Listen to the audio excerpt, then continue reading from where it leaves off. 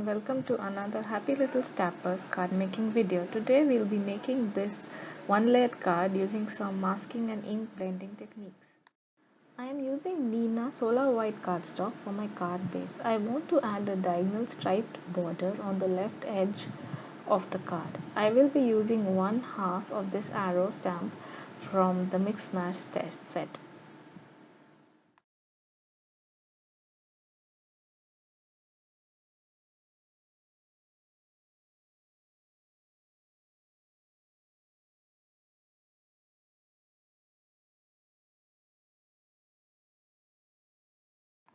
I flip the card around so that the diagonal stripes point upwards. I place a mouse pad below my cardstock to get a good stamping impression. I also place a sheet of copy paper in between the cardstock and the mouse pad so that any stamping I do over the edge does not spoil the card base.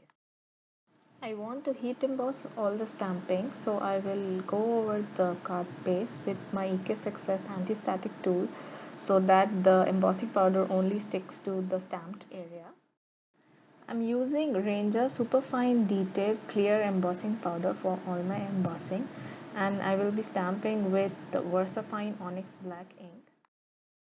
After inking my stamp, I tried to align it so that only half of the arrow is on my cardstock and the other half is outside so that I get the diagonal striped border. Sorry about my head popping in. The white sheet of copy paper made it difficult to stamp off the edge of the white cardstock, so I replaced it with a sheet of craft paper. Now I go ahead and stamp the border, taking care that only one half of the arrow gets stamped onto the card base.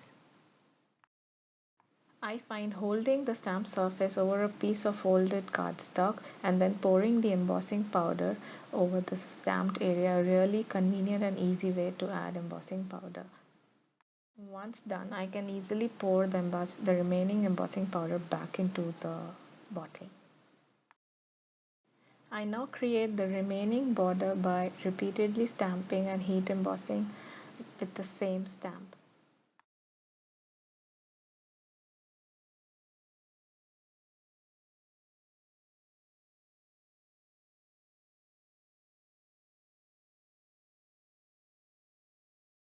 Now that our border is done, we can go ahead and stamp the image. I'm using this elephant from the Whimsical Stamp Friends set and the sentiment, Happy Birthday sentiment from the Birthday Friends stamp set. I have mounted the stamps onto my Fiskars compact stamp press, and as I'll be heat embossing, I go over the card base again with my EK Success powder tool, and then I go ahead and stamp the image, and then I heat emboss the stamped image.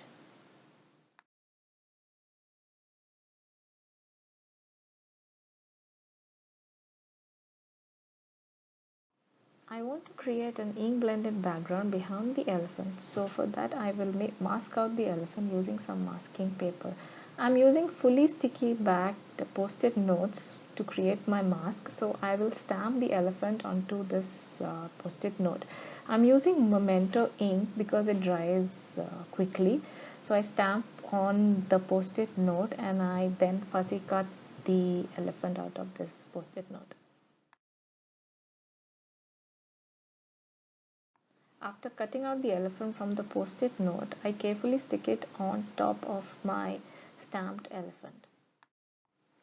I now covered the bottom half of the card with some broad post-it tape. I also cover a bit of the elephant's feet to create the effect that the elephant is standing on ground. I'm using Mermaid Lagoon Blue Distress ink to create the sky. In order to ensure that I don't get any hard edges while blending the ink, I'm using a tip that I learned from Joanna, my Happy Little Stampers fellow team member. She says that you should rub your ink blending tool once you loaded it with ink on a piece of scrap paper first before you apply the ink to your project. So here I have inked the upper half of my card, and now I want to add some green ink to the bottom half of my card.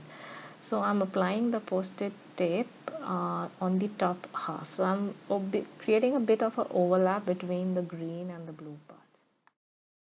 I apply the ink in a circular motion, taking care not to apply too much pressure, otherwise I will get splotches of dark ink on my cardstock.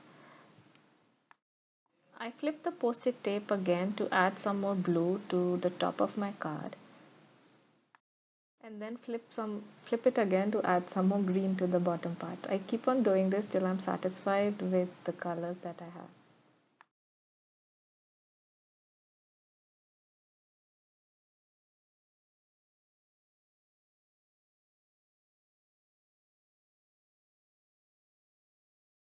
Once I'm satisfied with the ink blending, I load a 8 number round brush with clear water and add big droplets of water onto the ink blended background.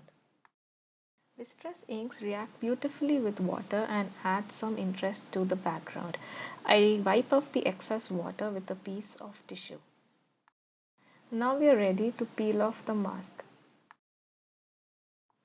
I use Zig Clean Color Real Brush markers to color in the elephant. I'm using gray for the body of the elephant. I use only one shade of gray to color the entire body. I add more color wherever I want to create the shadows, and less color at the rest of the area. This was really fun to color in.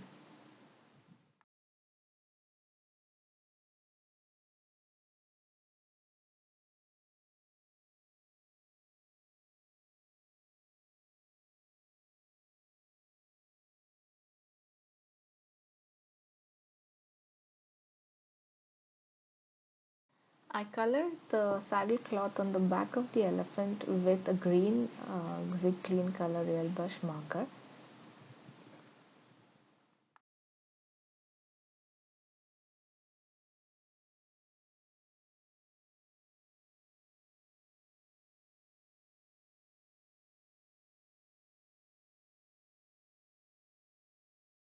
I finished the card by adding some detail onto the saddle cloth with a Copic multiliner pen, 0.3 thickness.